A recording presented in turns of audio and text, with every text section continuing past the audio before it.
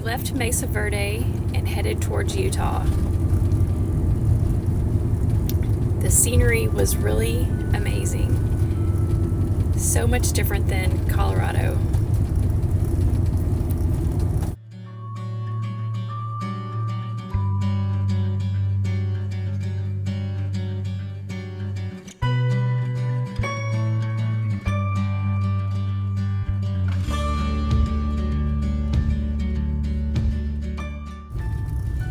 Alongside the road, occasionally we would see arches like this one, which were pretty incredible.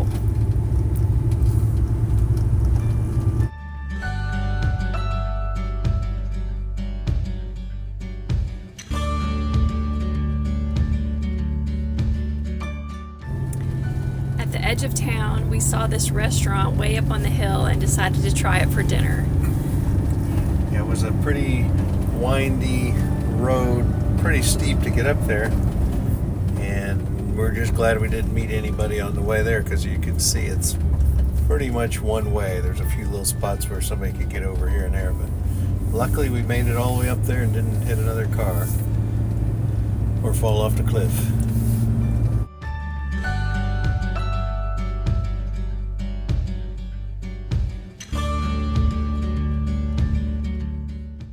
From the restaurant, there were great views over the city of Moab. It was really spectacular. Yeah, the person who owned the house was like a uranium miner who hit it, struck it rich, so he built that house and turned it into a restaurant. Some of the great views from there. And then, of course, we had to get down from the restaurant. So we had to go back down the same windy road. Hope there's no cars. Hope there's no cars. Can we make it? Can we make it? We did make it. Did.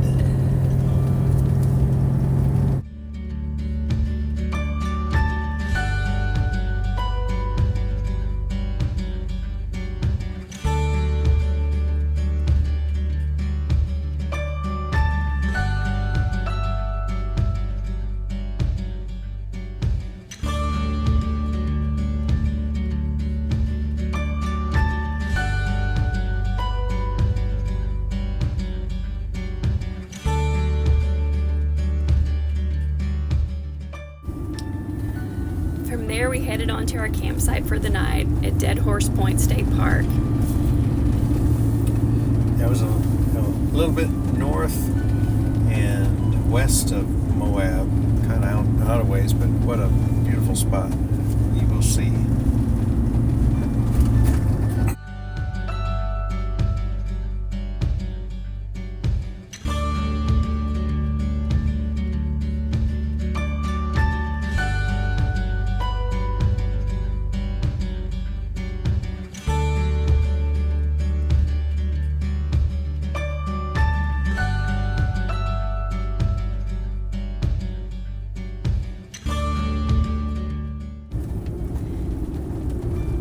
Next morning, we got up early and headed to Canyonlands National Park, which was just a few miles from our campsite. Yeah, we weren't really intending to go there, but then we saw from Dead Horse where we camped, it was not far away, just like a few miles. Really incredible views here.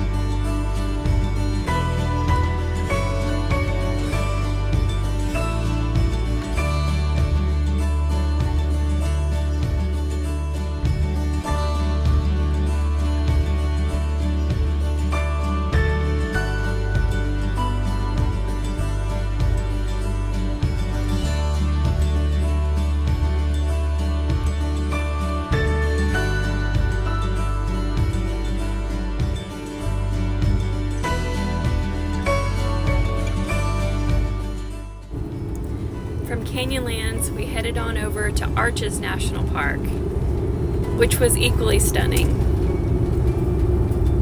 Yeah, a little different. Canyonland had the great views of ginormous canyons. I think Arches was more of the rock features with the arches, basically. You know, but still, really both very beautiful in their own way.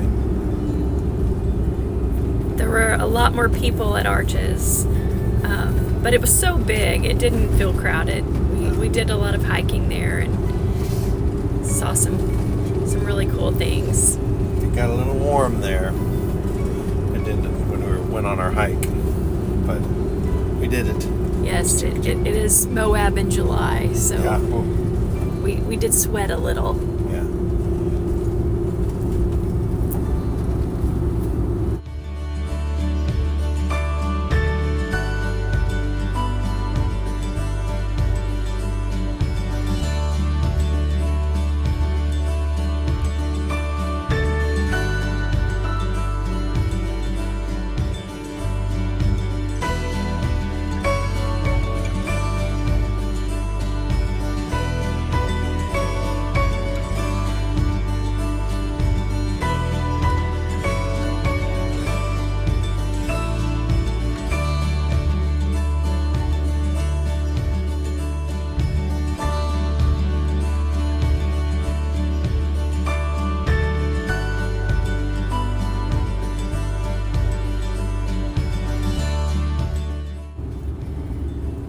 We were brave and even hiked back in to see the famous landscape arch.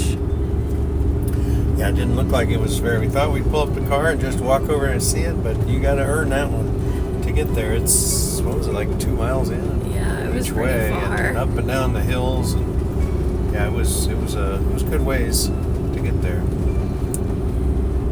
Then we headed off driving towards Nevada, and it was beautiful the whole way, all the way across Utah. Just amazing sights. This here is called well, we're almost there. What's it called? The loneliest road, loneliest highway. Yeah, the loneliest highway in the U.S. Yeah, like that. Highway 50, and it is just like straight as a board through mountain pass after mountain pass.